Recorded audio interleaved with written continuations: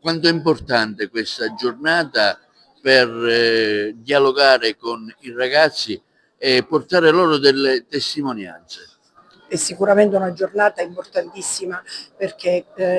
diciamo, dando continuità al progetto voluto dall'Archivio di Stato per celebrare la Repubblica Italiana che si concluderà fra l'altro a giugno, oggi i nostri ragazzi sono protagonisti di un lavoro di ricerca, di un lavoro di rielaborazione, di riflessione sulle vittime innocenti della mafia. L'obiettivo è sempre quello, far conoscere la storia ai ragazzi, farla conoscere dai documenti, dalle fonti, per non dimenticare, ma per mantenerla sempre viva, quindi un ruolo, una valenza educativa importantissima. Oggi ringrazio l'Archivio di Stato, le autorità presenti, il prefetto, perché e soprattutto anche la signora Gebbia, che è la sorella di una vittima di mafia di Porto Empedocle, perché con queste testimonianze forti, con questi interventi significativi, sicuramente i ragazzi non solo rimarranno colpiti, ma hanno modo di riflettere e approfondire tematiche che purtroppo sono ancora attuali, ma devono essere assolutamente lottate e debellate. L'Archivio di Stato è impegnato in questa iniziativa promotrice per le giornate della legalità.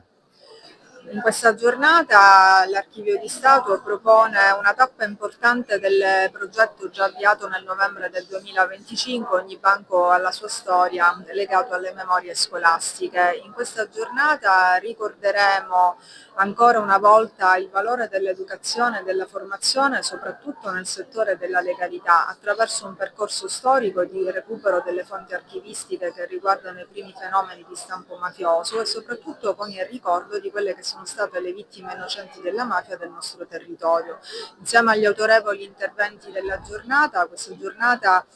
ha anche un'importante testimonianza che è quella della dottoressa Leonarda Gebbia, sorella di Filippo Gebbia, che è stato appunto una vittima innocente di mafia, ma soprattutto ci sarà il contributo dei ragazzi del Gallo Sciascia che hanno preso parte al progetto e tutto il percorso didattico e che oggi restituiranno attraverso le loro parole e le loro immagini le nuove idee di legalità.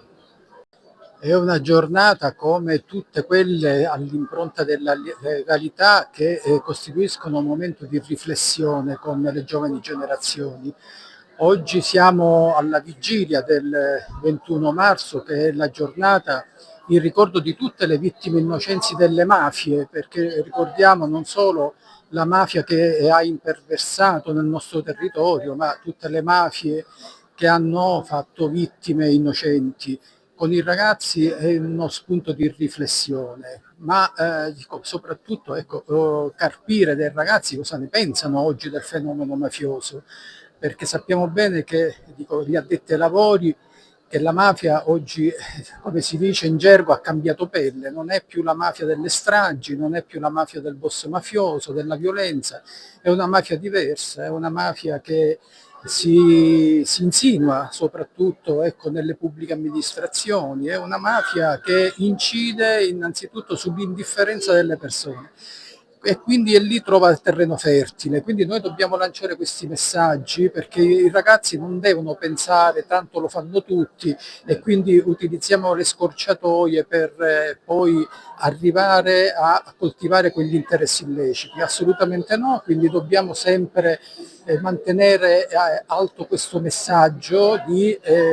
giustizia sociale in modo particolare. E poi ecco il ricordo delle vittime, quello non può assolutamente mancare, è imprescindibile, ma ricordare, dobbiamo dire ai ragazzi che significa continuare quello che a loro è stato impedito di fare. Quindi questi sono i messaggi che dobbiamo lanciare noi,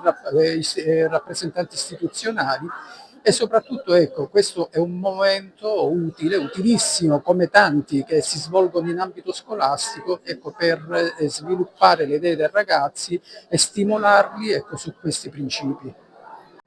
Leonarda Gebbia porterà oggi la sua testimonianza ai ragazzi del Gallo Sciascia che partecipano a questa iniziativa in vista della giornata di domani dedicata proprio alle vittime della mafia.